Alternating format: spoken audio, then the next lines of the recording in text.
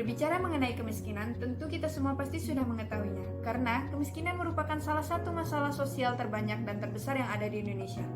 Kemiskinan disebut sebagai ketidakmampuan seseorang untuk memenuhi standar minimal kebutuhan dasar seperti sandang, pangan, dan papan. Penduduk miskin juga diartikan sebagai penduduk yang berada di garis kemiskinan. Garis kemiskinan sendiri merupakan nilai uang rupiah yang harus dikeluarkan agar dapat memenuhi kebutuhan hidup dasar.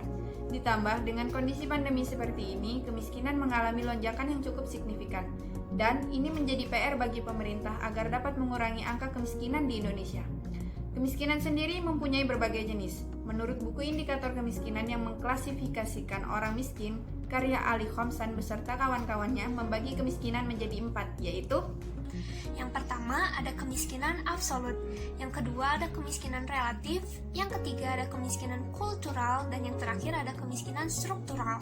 Kemiskinan absolut bisa dikatakan sebagai kemiskinan yang memiliki pendapatan di bawah garis kemiskinan, yaitu mereka tidak bisa memenuhi kebutuhan dasar seperti sandang, pangan, dan papan. Kemiskinan relatif bisa dikatakan sebagai kemiskinan yang terjadi akibat kebijakan pembangunan yang belum mencangkup seluruh lapisan masyarakat dan penyebarannya belum merata. Akibatnya terjadi ketimpangan pada pendapatan di masyarakat yang bisa dikatakan sebagai seseorang yang dari pendapatannya sudah di atas garis kemiskinan, akan tetapi bila dibandingkan dengan yang lain pendapatannya masih di bawah. Kemiskinan kultural yaitu kemiskinan yang terjadi akibat faktor-faktor budaya seperti rasa malas, tidak memiliki keinginan untuk mencari pekerjaan, boros, tidak memiliki motivasi untuk menambah skill, yang mengakibatkan dirinya terus menganggur sehingga kemiskinan akan terus terjadi. Dan yang terakhir ada kemiskinan struktural, yang mana kemiskinan ini dialami oleh golongan masyarakat yang dikarenakan struktur sosial masyarakatnya tidak mengizinkan golongan tersebut untuk memakai sumber-sumber pendapatan yang sebenarnya sudah tersedia atau sudah disediakan bagi mereka, dan ini sangat merugikan tentunya. Adapun beberapa faktor yang menjadikan indikator terjadinya kemiskinan khusus di Indonesia. Yang pertama ada faktor internal. Faktor internal itu datang dari diri sendiri, kayak dia nggak mau ikut nambah life skill, terus dia pasrah sama keadaan yang gitu-gitu aja, menurut dia nggak apa-apa, terus dia malas untuk cari kerja dan lain sebagainya.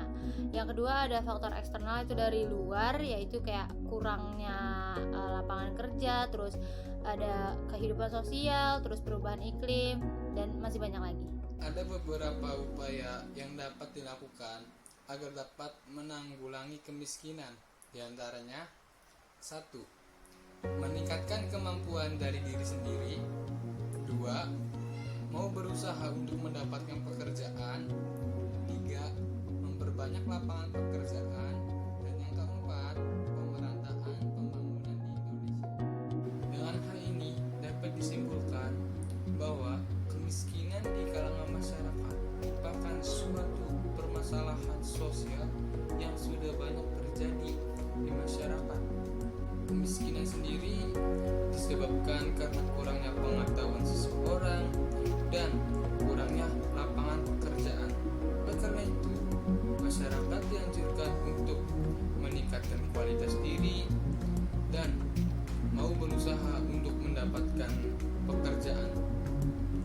Selain dari kebijakan itu, pemerintah juga dianjurkan untuk memperbanyak lapangan pekerjaan dan pemerataan pembangunan di